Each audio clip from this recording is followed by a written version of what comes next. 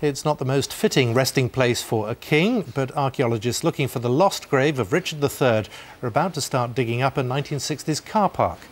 He was killed at the Battle of Bosworth in 1485 and buried in a church in Leicester, which has long since disappeared. Jeremy Cooke reports. If Richard III cared about having a grave fit for a king, he's now approaching his 527th winter of discontent. Things didn't end well for Richard. He was the last English warrior king, vilified in history for murdering the princes in the Tower. Slain at the Battle of Bosworth, his body was paraded naked through the streets. Then it all gets a bit sketchy and ends, well, maybe it ends here, in a council car park in Leicester. The Grey Friars are said to have buried him in their friary church without any great sort of ceremony. So we're now standing within the Grey Friars precinct, and we assume then that the body may still be in the church.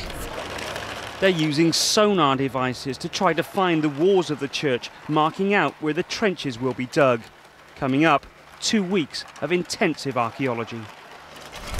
All of this is surrounded by legend and conjecture, but we have very few firm facts. We know that Richard was slain in battle somewhere in this area. We know that his body was taken to Greyfriars for burial.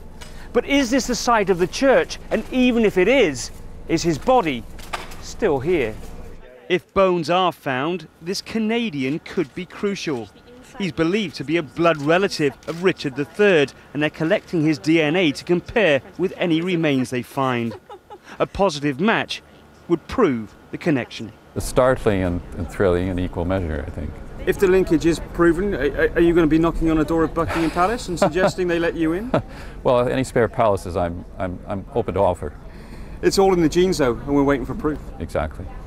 With final preparations for the dig underway, the team here know it's all a long shot.